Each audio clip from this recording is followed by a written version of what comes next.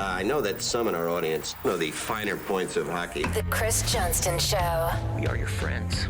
The biggest stories, bringing you inside the game. What did you hear? The Chris Johnston Show. What is going on? Here's Chris with your host, Julian McKenzie. Part of the game.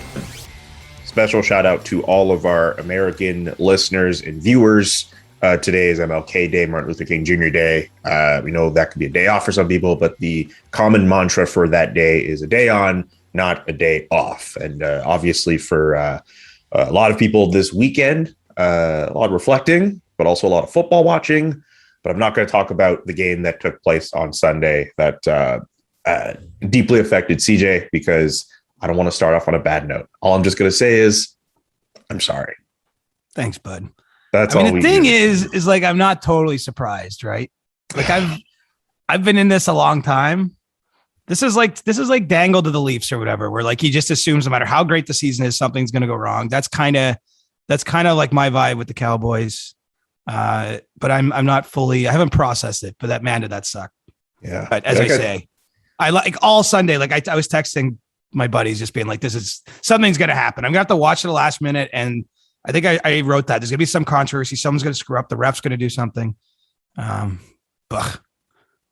Well, like I said, we're not going to talk about it on this Monday edition of the CJ Show. What I do want to talk about instead is the NHL AllStar Game and the players who are going to be there. More importantly, the players who are not going to be there. Everyone is up in arms about it. You've probably heard about it already. Guys like Nazem Kadri basically fighting for a last man in spot through votes from everyone else, but not included in the initial list of players going to this year's NHL All-Star Game in Vegas. Sidney Crosby not there as well. Brad Marchand not there. Igor Shesterkin from the New York Rangers. Steven Stamkos not there. There's a whole list of players I can go through. Barkov. Yes, Sasha Barkov, who I think also has a chance of getting a last man in as well. What do you think about the fact that all these players are just listed off, not on the initial list of NHL All-Stars? Well, it all roots itself in this every team being represented thing, right? I mean, that's because if you're going to have as few players as they do in this 3-on-3 format, you can actually do this. I mean, the divisions have 8 teams. What is it? 3 defensemen, 7 forwards, 2 goalies per team or something. I mean, there's just not a lot of room for multiple players from multiple teams with that. But like, how many great teams are there? I mean, obviously a team like Colorado should have a few representatives. Nazem Kadri, 5th leading scorer in the league at the time the selection's being made. It's hard to imagine how the 5th leading scorer in the league isn't selected as an all-star. Like it actually really doesn't make any sense. I think Brad Marchand's in the top 10 as well. I know he's certainly Boston's leading goal scorer, point getter. I'm of the mind that you could probably do without representing every team. Like, I think that's the old school thinking. Like, it was based on sort of like the old days where the newspapers had more power and you needed to give a reason for every newspaper to come to the All-Star Game and talk about it and write about your league. And I just think that the way things are covered nowadays, you can get away without having that. And, and if in this one season, there's no Arizona Coyote there, for example, or even Montreal Canadiens, teams at the very bottom of the league, I just don't think it's the end of the world. And why not showcase and highlight the players that actually, have had great years? And it's hard not to look at the NBA All-Star Game. And I realize there's the All-Star weekend, really, it's not just the game. And just how so many players that aren't even selected to play show up and watch it.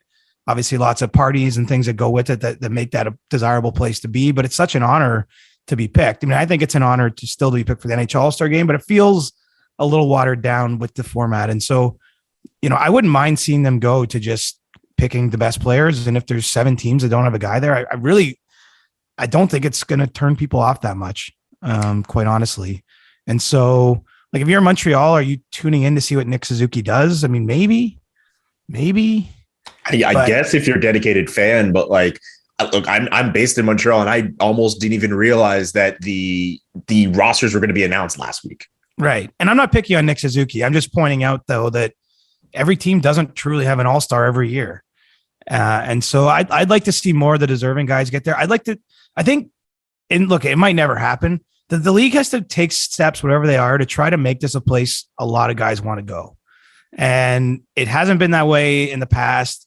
I think they actually were onto something when they had the players pick the teams themselves. And obviously it was the Columbus AllStar Game. I don't know what year that was. And I think there might've been some drinking going on with the guys are having fun and chirping each other. Like, I think that they have to do as much as they can to make it a desirable place to be for that weekend. I mean, and this one's in Vegas. I get it's a little more complicated. It's this COVID year, still kind of, some things are weird, but if you're having an All-Star game in Vegas, like every player in the league should want to be there. It should be like a friggin' event. Yeah, absolutely. And I'm not saying it won't be. I mean, look, we'll see how it plays out. We haven't had a raft of players pull out, but that tends to happen right as it gets closer. Let's see how it goes. But, I think there's some good stories in the All-Stars this year. I think Jack Campbell, for example, is a great sort of, for him, this is a real big mile marker, right? And what's been a really winding journey to get to just be a regular NHL player. So I think that there's those good stories, but I'd like to see, I mean, Kadri should get there. I mean, at the end of the day, his is a different road than Jack Campbell. I mean, he's been an NHL player for 10 years, but he's having this tremendous season on the other side of 30. He's in a free agent year. I mean, you can't tell me it wouldn't mean something to him to have been picked. And frankly, he should have been. Dude, Trevor Zegras isn't there. Right. Trevor Zegras might have purely for talking about just on ice, he might be the most intriguing and exciting player this year. And he was not named an All-Star. Sounds like they're going to include him in the skills competition though. At the very least. I mean, that's I think he is ultimately going to be there, but you're right. He's not going to be considered quote unquote an All-Star in 2022.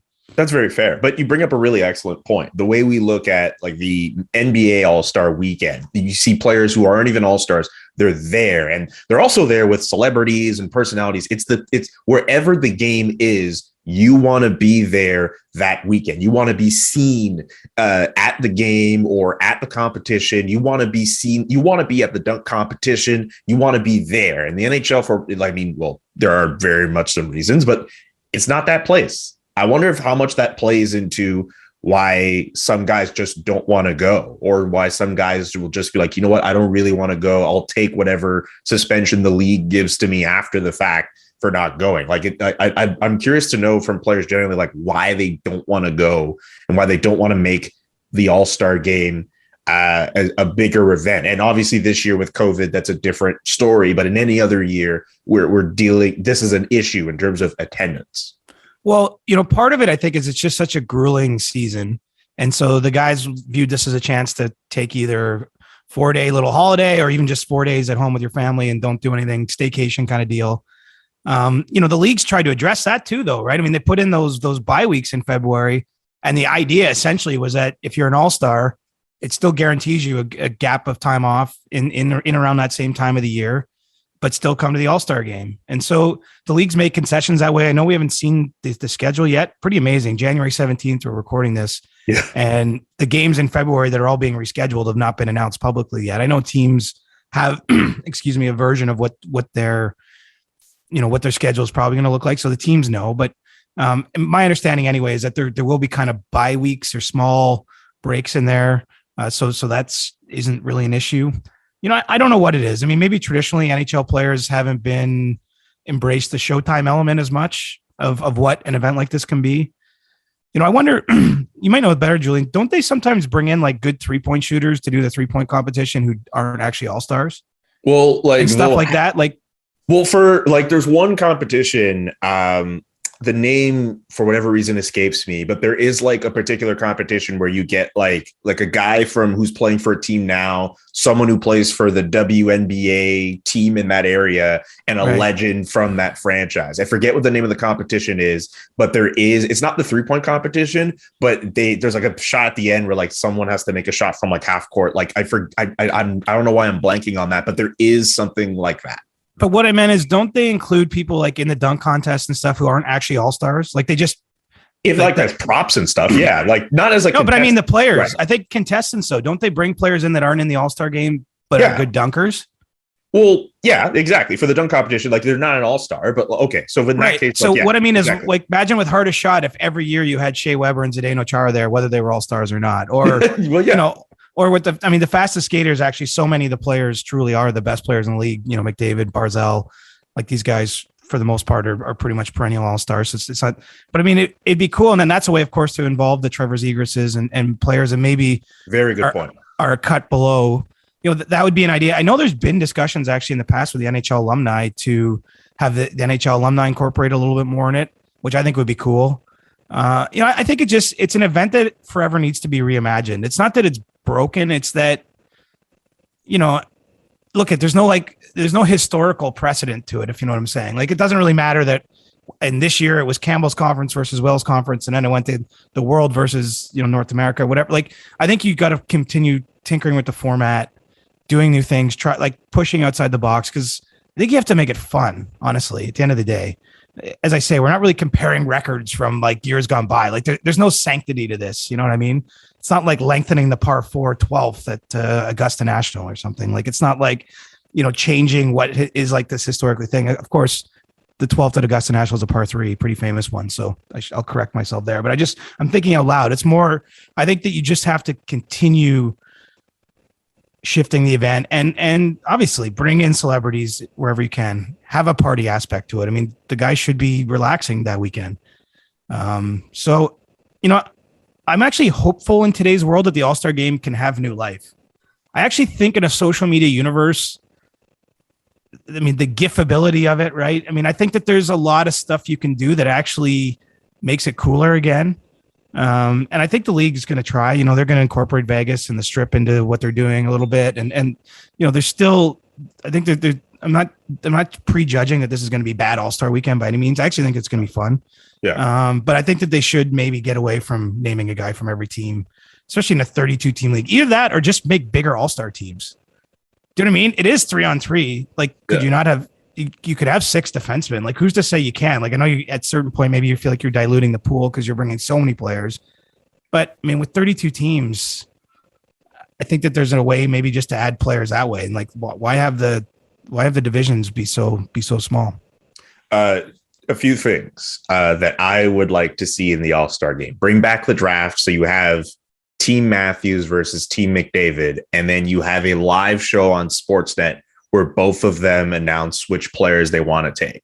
And yes, it might get awkward depending on which guys get which guys and whatever, but it's fun for everybody. It's a small 30-minute show.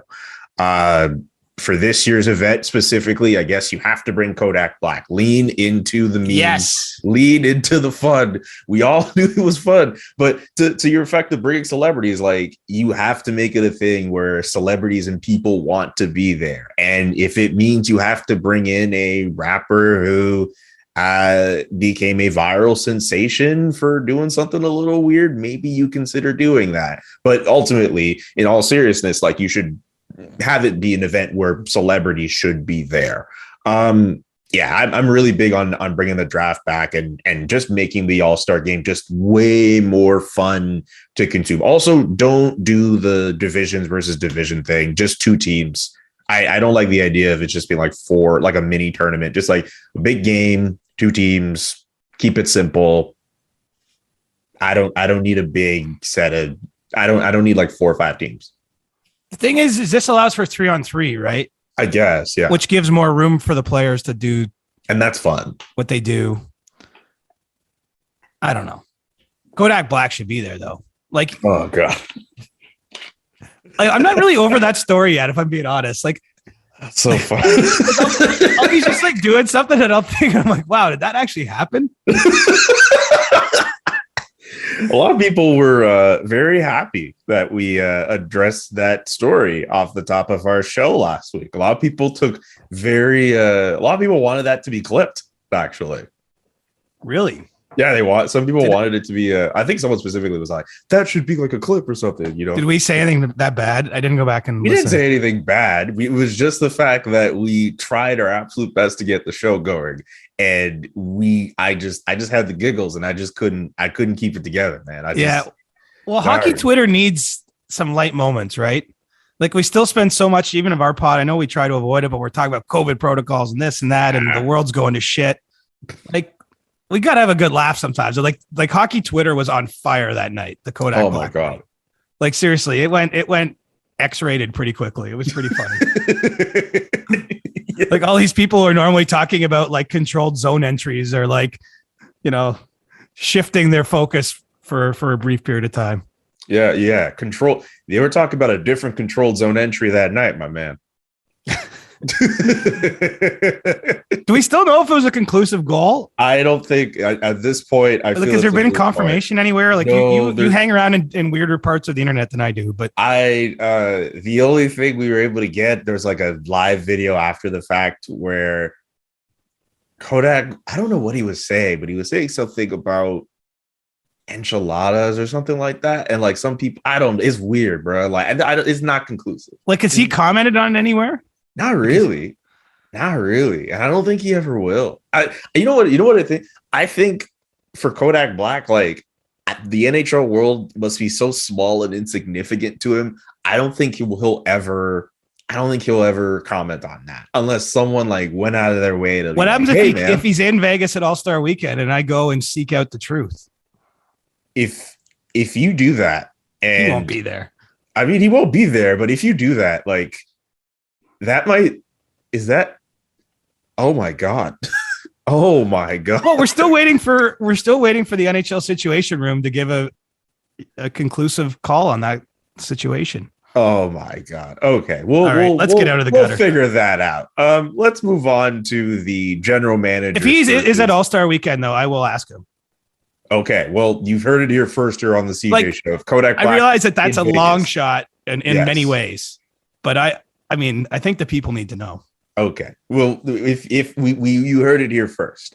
So two things people will want to know on this show was what was Kodak Black really doing in the box, and what is Jeff Carter's middle name? I know. Yeah. I keep failing on that one. That's okay. We'll get that one. Someone unfortunately won't get to that question on Ask CJ since you don't have it, but someone literally put up some tweet being like, hey, I've been kidnapped and the only way I can get out is if we know what Jeff Carter's middle name is. I don't even know who to call on that though. Like, who's his agent? Okay. You think I'm going to call a guy's agent and be like, what's your client's middle name? You want to know Kodak Black if it was conclusive or not. I feel like you're willing to do anything. I mean, I guess I could do that. I feel like I'd be wasting the agent's time a little bit. I mean, you absolutely would, but at this point, I think I have to get more creative than that. I mean, honestly, this is an example, and I don't mean to go down this road because I've brought it up before, but it's like, if we could just go in the dressing room, like seriously, before on a morning skate day, I would literally go up to him and explain the situation and ask him, and he'd probably have a laugh and he'd tell me and I'd get an answer. Easy. But that's not available to us right now. So I got to get a little more creative. When's the next time Pittsburgh's in town? In Toronto? I have no idea. Like, I don't even know if they play games here anymore. That's a very good point. Yeah, that's true. Like, not to make light of the situation, but I feel like the Leafs, and I'm sure like any reporter in any Canadian city, they just haven't played a game here in forever. This might be the longest like in season I've ever gone without attending a game live.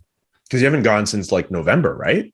No, I was at a game in December against Chicago, but it was early in the month. I mean, it's been a month since I've been at an NHL game, which again, in season during my career, like, it never happens. Like, it's 3 days is a long stretch usually.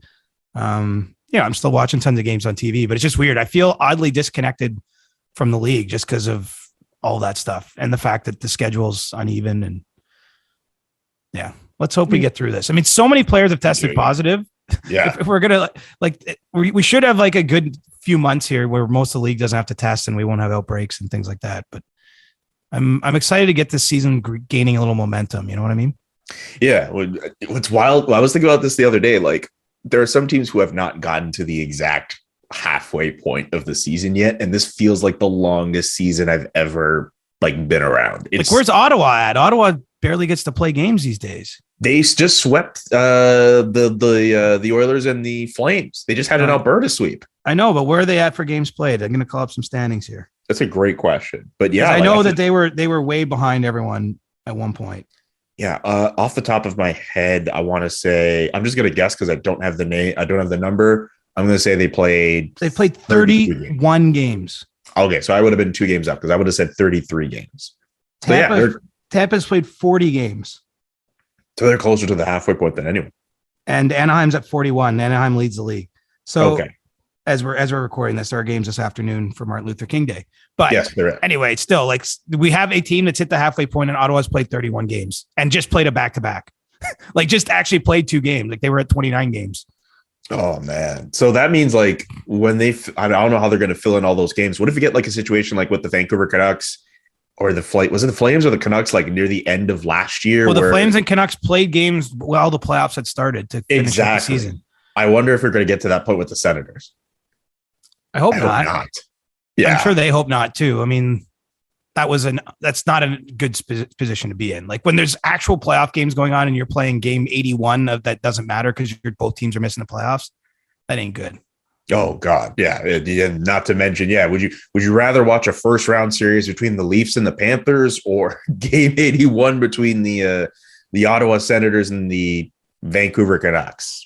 I don't know. Trying to think of a team that might not make the playoffs. The Canucks might still make the playoffs. But that's the other challenge, of course, is the opponent has to also be missing the playoffs or else it doesn't work. So let's hope for some scheduling that some miracles will come together here. Like the league still has time to make this work. I just think, of course, it's sort of like they've burned through a lot of the insurance they had in terms of days open in the schedule. And so it will get tougher if there's more cancellations down the way or most postponements.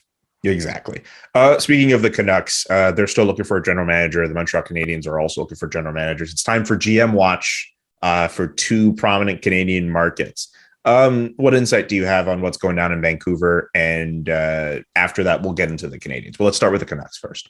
It's weird because when we were talking about these teams earlier in the year, I felt like we were always bundling them together. Like when we were wondering what would happen with Jim Benning / Travis Green, we were wondering what's going on with Marc Bergevin. And the way it's turned out, of course, the teams have made mass firings, brought in Jim Rutherford to Vancouver.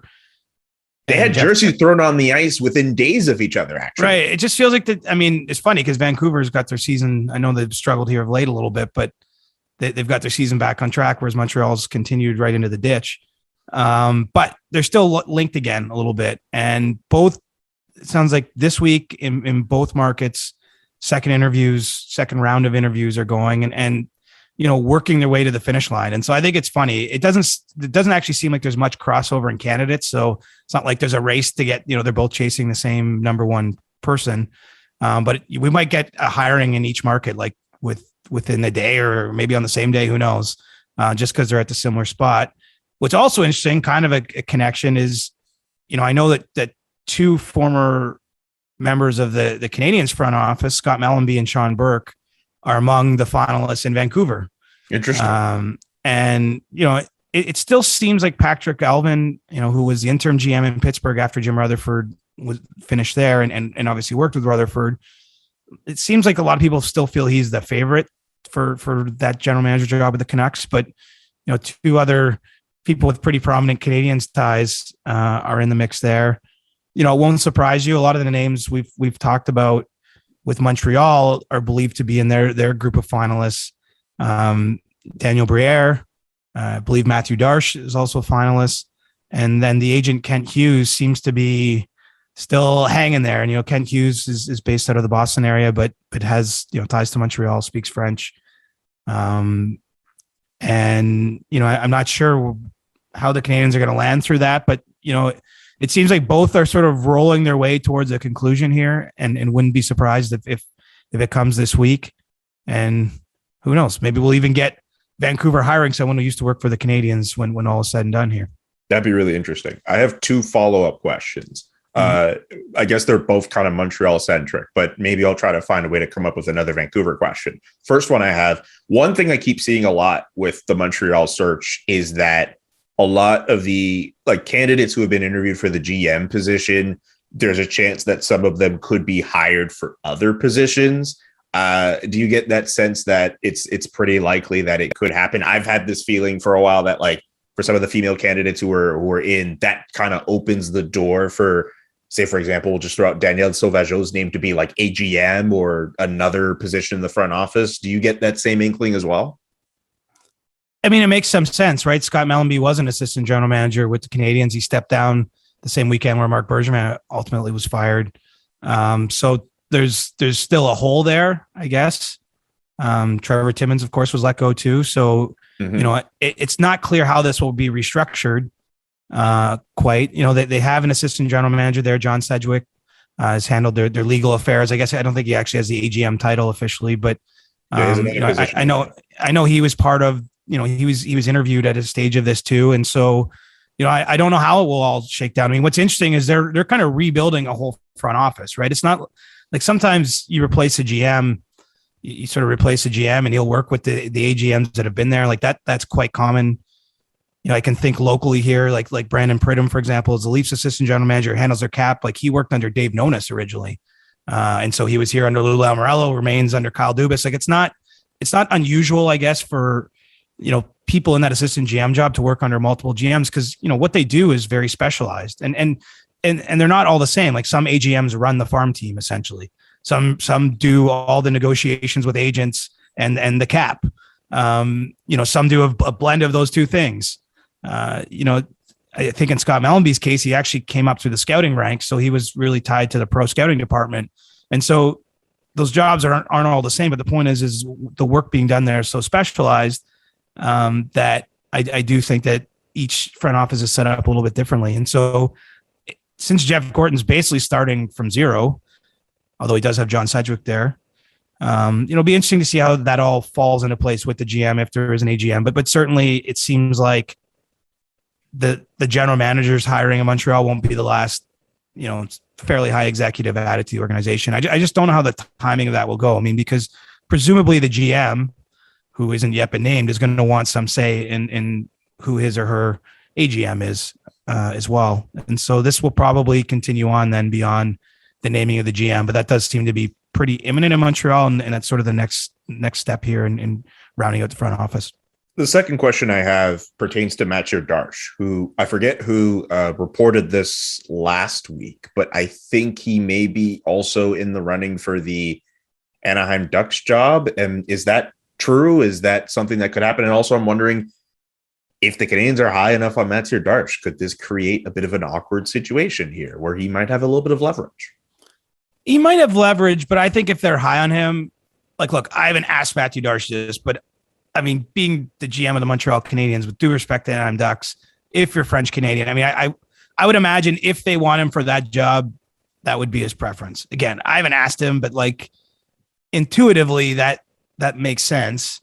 He is on the Ducks list. What the Ducks are doing a little different process, right? They've formed sort of this blue ribbon panel.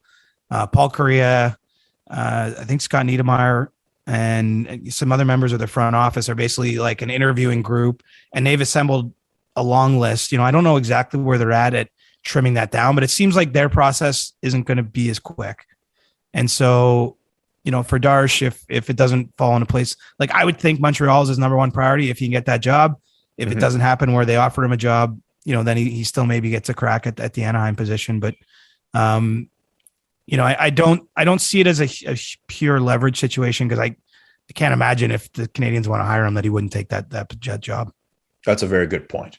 So yeah, that was our GM update. Canadian. I don't have a fancy title for this particular segment, but insider trading's already taken, so I guess I can't really use that. Oh well.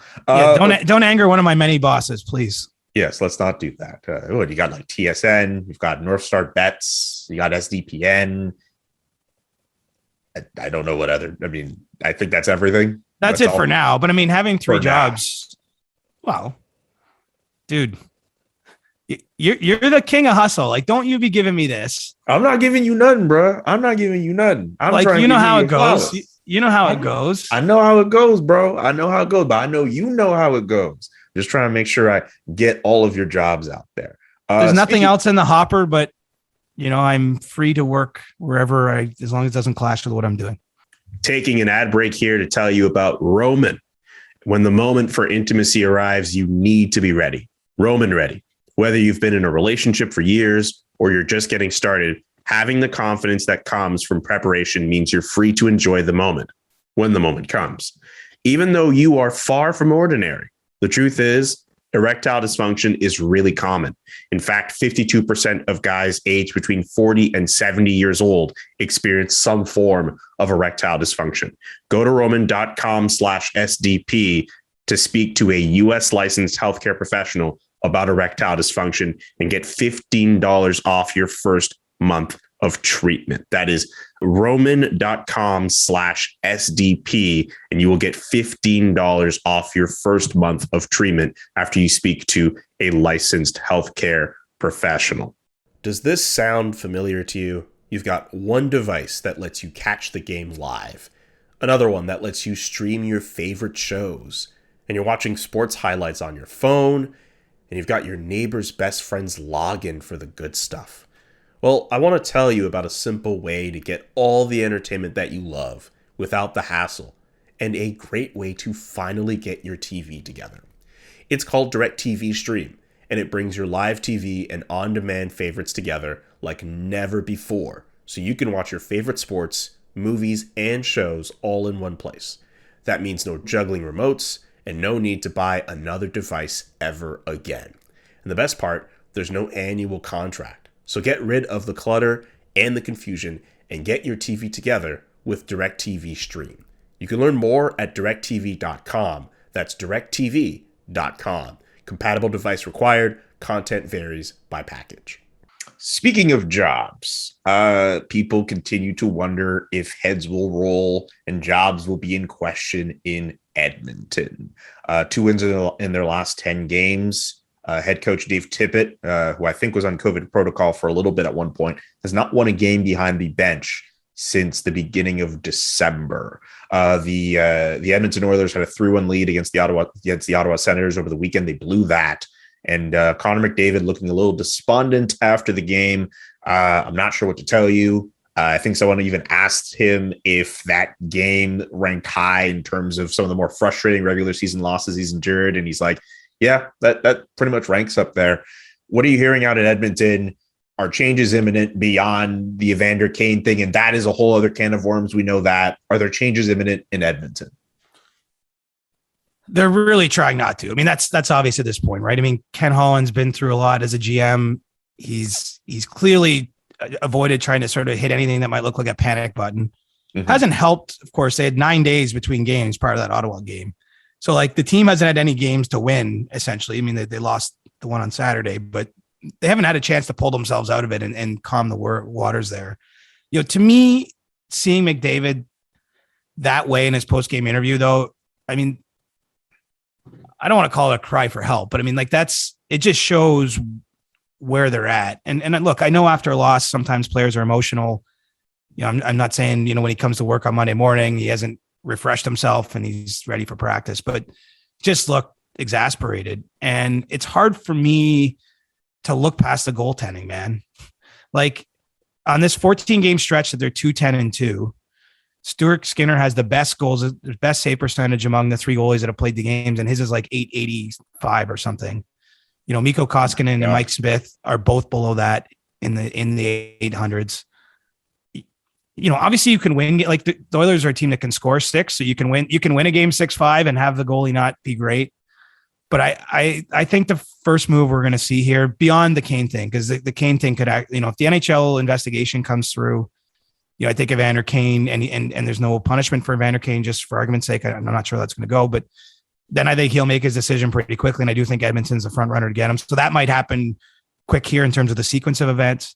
But I think the next move is to find a goaltender for Ken Holland and in relatively short order. You know, he's been pretty clear. Like, it's not to say he'll never fire Dave Tippett, but he's talked at length, like in the Edmonton media to the reporters there, about how he doesn't believe in midseason coaching changes. He doesn't think it addresses the problem. You know, it's not to say he can't go back on his word there, but you know, it's evident that he really doesn't favor that approach. And, you know, he thinks Dave Tippett has done a nice job for the team. And so I do think that the responsibility shifts to him to try to find some answers. I think Kane makes a lot of sense for their forward group, but you know, they just need to keep the puck out of the net. And, you know, Stuart Skinner's a young goaltender. He's actually won the 2 games out of this 14 that they've won. Yeah. He's been the goaltender of record in those games.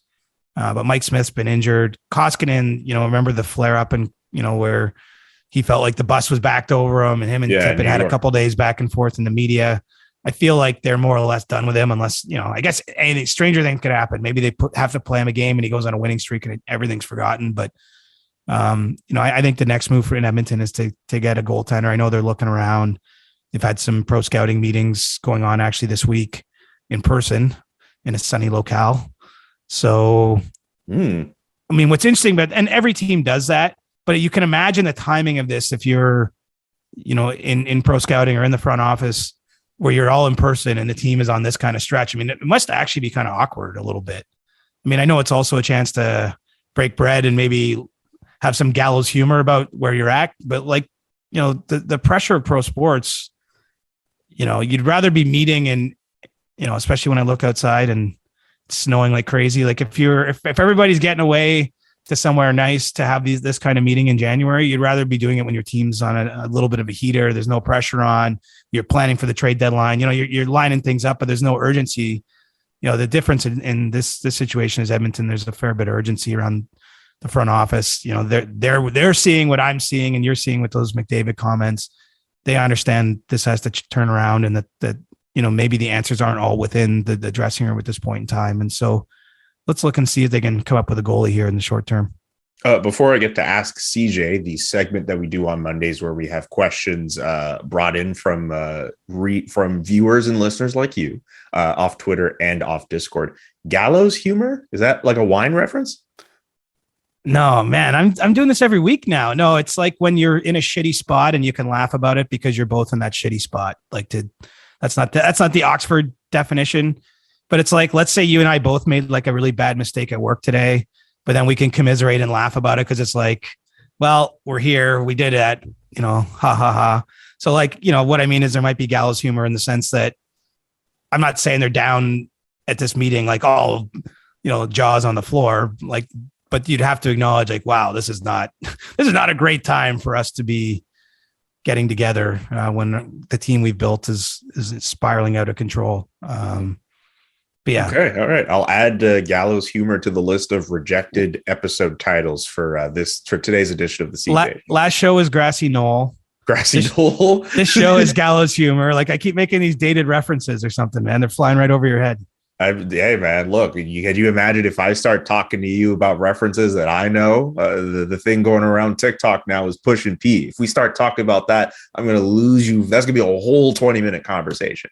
But I'd rather spend 20 minutes talking these questions brought in for the Ask CJ segment. Let's get to one from MB Brennan on Twitter. Think the Seattle Kraken will change things up before season's end. On-ice performance has been disappointing. How about Dave Haxtell and the trade deadline? Maybe moving Mark Giordano. Yeah, you don't fire a coach in the first year of an expansion team. Like, I think you have to figure out the roster before we're really evaluating the coach. I actually was looking on the weekend for something else, and I noticed Seattle's last in the league in team save percentage. So no coach looks good when his goaltenders are letting in a higher percentage of shots than every other set of goaltenders in the league. Dave Haxtell's a good defensive coach. I'd still give him time. Mark Giordano wouldn't surprise me at all if he's moved by the deadline. There's even been some talk about a move back to Calgary, which is interesting.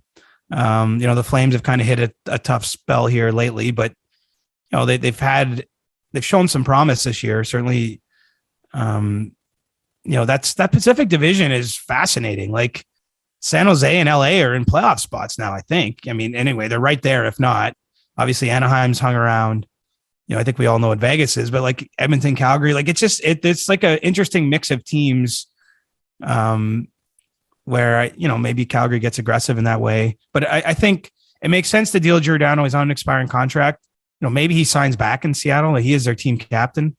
Maybe he signs back there in the off season. I'm not sure how that'll go, but his name is kind of out there as one teams are tracking and at this stage of his career, it makes sense to go allow him chase for Stanley Cup. I mean, he spent his whole career in Calgary. He's already made one move. What's a second move on the short term? Maybe he moves back to Calgary. I don't know if his house is still there. He just moves right back in. It's like it never happened. From Kalenko11 on Twitter, what is the best value contract in the National Hockey League, and why is it Drake Batherson? I mean, the problem is I can't just throw out best value. I mean, guys like Carter Verhaeghe or something that are playing for next to nothing and are scoring almost a point per game probably are better value contracts. I mean, The great thing about Drake Batherson is he's on a favorable number, and he's young. And so you're still hoping for upside there. I'm trying to think. Evan Rodriguez in Pittsburgh is playing for about $1 million and scoring almost a point per game. Those are some great value contracts. Those are probably those are where you draw like each year, that's where you find it from. Some player who's playing for like under $1.5 million, who's producing at a top 6 rate. You know, you can have it with a goaltender and a defenseman too, but I think that those tend to be it. But, you know, I'm certainly not hating on Drake Batherson. You know, having a nice year for Ottawa. And, you know, it's an interesting question, though, that value. I'd have to really dig into it to give you a proper answer. I'm throwing out some names off the top of my head. Good names. Some guys I've been watching. I mean, Verhaeghe's just a great story, too. Leafs draft pick? He was a Leafs draft pick. He was traded to the Islanders early in his career, like before he was ever expected to be an NHL player, if you know what I mean. But it took him 6 years to play an NHL game. And he spent some time in the ECHL, obviously a lot in the American Hockey League. And now all of a sudden he's in his 3rd NHL season, and he had a good year last year production wise. But I mean, he's at about 0.8 points per game. After taking that long to get to the NHL as a forward, it's not something you see often. I don't know, a bit of a late bloomer thing, could be an opportunity. You know, it reminds me a little bit of Jonathan Marchessault had a similar situation where it took him a while to break through, and then he's become an impact player and signed a nice contract in Vegas. I mean, Carter Verhaeghe seems to be on that similar path where the first step was just getting into the league. The second step now is he's really established himself. Now he's kind of elite, a little bit like Jack Campbell. It's hard with the position, but it took Jack Campbell 7 or 8 years just to play an NHL game after being drafted 11th overall, having huge expectations. Again, spending time in the ECHL and the AHL, having people wonder if he'd ever get there. Then he establishes himself in LA. Now in Toronto, he's been elite. I was looking up his numbers for a story. He's .926 since joining the Leafs, save percentage in, I think, 57 games. Pretty darn good. And that's a meaningful stretch of time over multiple seasons, playing behind different Leafs teams. It's not like he's playing behind teams that lock it down either. I mean, the Leafs still make some defensive errors because they're built in a certain way with their elite offensive players. So it's cool. I love those guys. I love those stories of perseverance. And yeah, I'm really off on a tangent now, but shout out Carter Verhaeghe. Shout out Carter Verhaeghe. I'll say this for Jack Campbell and Drake Batherson, NHL All-Stars this year. I'll add that. On the same team. Team Atlantic. Yes, in the same division. This one's from Neutral Zone Cam J. What was the first big scoop you got? I don't know what the first big scoop, but certainly probably the story that helped put my career on a different path was with Ryan O'Reilly. Have I told this one on the pod before or no? I don't. So were you there for the? Yes, you did, because that's the story where Ryan O'Reilly was offer sheeted, I think, by the Flames, but then had to end up being on waivers, and then you had to explain that there was. I'll give it Cole's notes for like a quick version of it. But I joined Sportsnet in January 2013. You know, this is a new job for me, and like a week or two into my time there, this offer sheet happens where the Flames offer sheeted Ryan O'Reilly. He was unsigned with Colorado at the time. He's a restricted free agent. And like someone phoned me or texted me, whatever. It was around dinner time. Like, can you write a column on this? And I was like, oh man, I don't even know what I'm going to say. Like, I didn't know a whole lot about the situation. And then I started digging into it and made a few phone calls, and it was flagged to me. I think they were at a safe level of distance. It was flagged to me by someone that there's a problem with this contract. Because there's a rule that if a player has played in Europe past the beginning of the regular season, NHL regular season, and then signs an NHL contract, that he must first clear waivers before being able to join that team. Basically, the idea is you didn't want NHL teams making sort of wink agreements with players who spend a whole year in Europe and then right before the trade deadline coming to the NHL, right? Like it could be a way to like stash guys away and then having a deal that way. If you do that, everyone else has to pass on him before he comes and joins your team. And so I dug into this. I spent was up like half the night, honestly, like trying to get all the confirmations. And the implication of this would be Colorado, which I believe was last in the waiver orders, meaning they would have the first crack at him, could theoretically have, you know, if the contract with the Flames had happened, if Ryan O'Reilly had agreed to that offer sheet, I believe Colorado could have not matched on purpose. And he would then go on waivers, and Colorado could have claimed him on waivers and got the draft pick compensation, which was at least one first round pick at the time. and so I, you know, through sourcing, I was able to figure this out. And I actually dropped that story the next morning And with just being so new at Sportsnet, being young, certainly didn't have, the profile or the experience level I do today. Like, that was a crazy day. I mean, first of all, it was a bomb at the time. Second of all, I was new to Sportsnet. They're like, okay, we need you to do on this radio station. We need you to do this TV hit, this TV hit, this TV. Like, I got to understand the full power of working for a multimedia company because all of a sudden I was everywhere. I don't want to tell too much. I'll tell more of the story as time goes on. Yeah. But I've since talked to some of the people that were on the other side of the story, like at the time, and needless to say, it got their attention. And, I think that there was some concern, even maybe that Jay Feaster, who was a Flames GM, could like lose his job over it or something. I mean, that really has nothing to do with me. I think it was a big story. It was a mistake by the Flames, essentially. I don't know if the league should have flagged it. Like, I don't know how all that should work behind the scenes, but put it this way. It really slipped under the radar because the lockout had just ended. Ryan O'Reilly was playing over in the KHL. It was a crazy time, and it was a huge story for me, and definitely, I think, opened more doors for me at Sportsnet. It made them more comfortable using me in TV and radio and everything, and like that was probably a career shifter, if not a full career changer for me. And some of it, like any story like this, is just good timing. And I mean, frankly, someone tipped me off. Like, I mean, I phoned the person, so it wasn't like they tipped me off out of the blue. But I wouldn't have figured all that out on my own without someone pointing out to me that there might be a problem there. Next question from Radar Bleu on Twitter regarding the virtual meeting between the Minister of Finance of Quebec and the National Hockey League. Is this the right approach? In your opinion, can this be a positive step in advancing the issue of bringing a franchise back to Quebec? Could there be a short-term emergency for the NHL in terms of relocation? I think Quebec's a long shot. I really do. But it's not a no shot. I mean, they have clearly political interests. They have corporate interests that they shared with the NHL during that meeting, and they have an NHL arena, an arena that could house NHL games and be competitive. So I think this is a good step. I think what they have to do is keep an open line of communication. They have to not piss off the people at the top of the league. So don't be leaking too many stories, as much as those of us on this side of the story like that, but don't be sharing too much of the business or sharing too much of what was said. Act professionally, remain open, try to ease concerns the league might have, say, about the size of the market or the corporate situation, the financial side of this arrangement, and just be ready, because that's what Winnipeg did. One thing Mark Chipman, was really good at doing was just meeting regularly with the league, doing it quietly, upgrading his arena at the time to be able to, they had to build a press box and the whole thing to make it, more NHL ready. And then, one day the league ran into trouble. It's actually, there was a situation where they got Phoenix at the time, Phoenix Coyotes.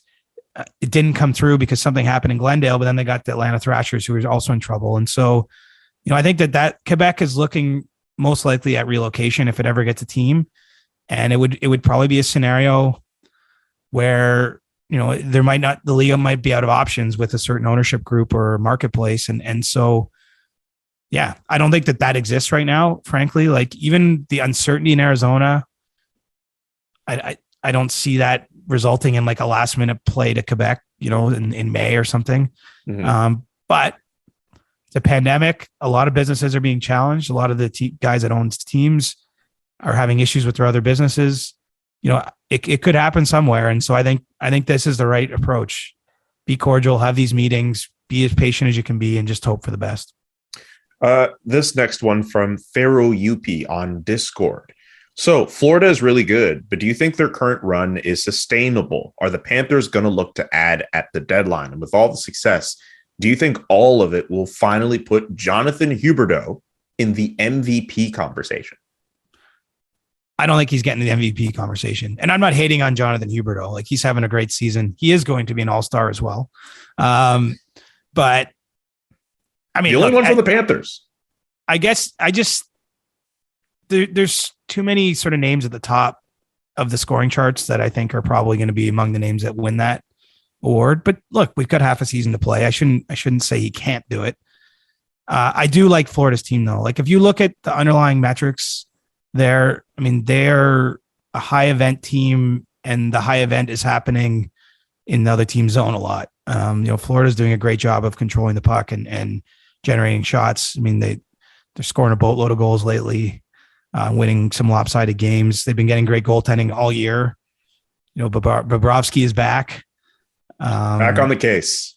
And back on the case. And so, yeah, I think that, you know, Bill Zito's been aggressive ever since taking over as their general manager. I would think he'll be looking to make some depth adds at the trade deadline, just to try to be ready for anything that can and will happen on a long playoff run.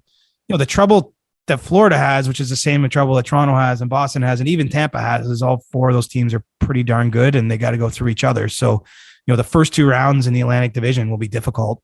I guess the team that wins the division, which could be Florida, might get a crossover Metro team, wild card kind of situation. But it's